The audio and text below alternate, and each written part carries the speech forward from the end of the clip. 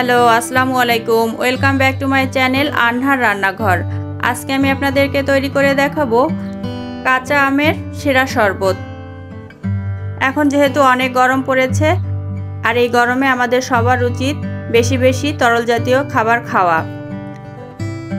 আর এই কাঁচা আমের জুসটি অনেক সুস্বাদু আর পুষ্টিগুণেও ভরপুর। এই গরমে বাইরে থেকে এসে এরকম এক গ্লাস শরবত পেলে মন প্রাণ দুটাই ঠান্ডা হয়ে যাবে। কথা না বাড়িয়ে চলুন তাহলে শুরু করা যাক। কাঁচা আমের শরবত তৈরি করার জন্য প্রথমেই আমাদের লাগছে একটা কাঁচা আম। এখন এই আমটাকে আমি পিলারের সাহায্যে খোসা ছাড়িয়ে নেব।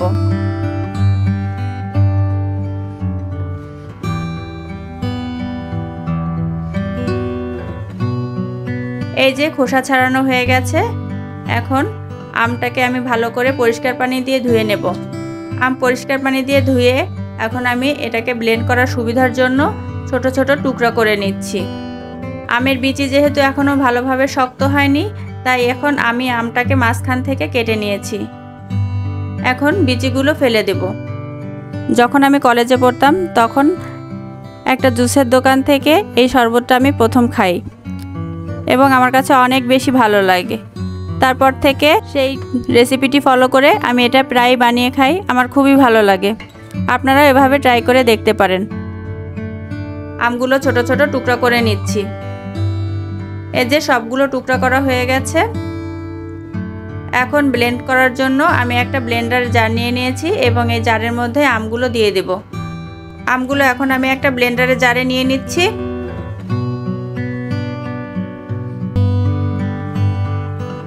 এখন দিয়ে দিচ্ছি কিছু পুদিনা পাতা, 1/4 কাপ চিনি, একটা কাঁচামরিচের অর্ধেক আমি কুচি কুচি করে কেটে নিয়েছি। এখানে আপনারা বোম্বাই মরিচও ইউজ করতে পারেন, সেক্ষেত্রে ফ্লেভারটা আরও ভালো আসে। দিয়ে দিচ্ছি 1 চা চামচ বিট লবণ। এখন দিয়ে দিচ্ছি অল্প পরিমাণে ঠান্ডা পানি।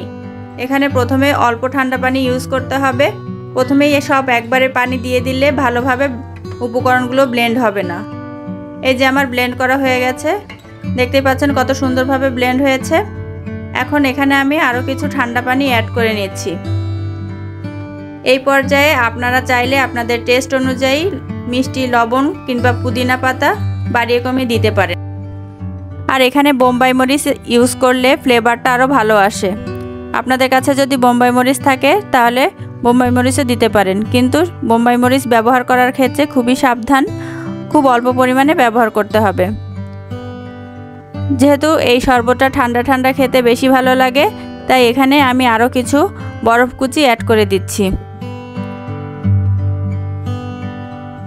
আর ডেকোরেশনের জন্য আমি এখানে একটা লেবু ইউজ করেছি।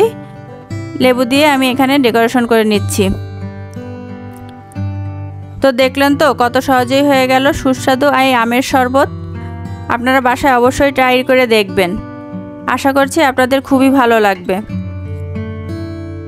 বাইরে থেকে এসে এরকম এক গ্লাস শরবত হলে মন প্রাণ দুটোই ঠান্ডা হয়ে যায়। তো রেসিপিটি আপনাদের কেমন লাগলো? যদি রেসিপিটি ভালো লেগে থাকে তাহলে আমাদের ফেসবুক পেজ ফলো এবং ইউটিউব চ্যানেল সাবস্ক্রাইব করে আমাদের সাথেই থাকবেন। সবাই ভালো থাকবেন। আল্লাহ হাফেজ।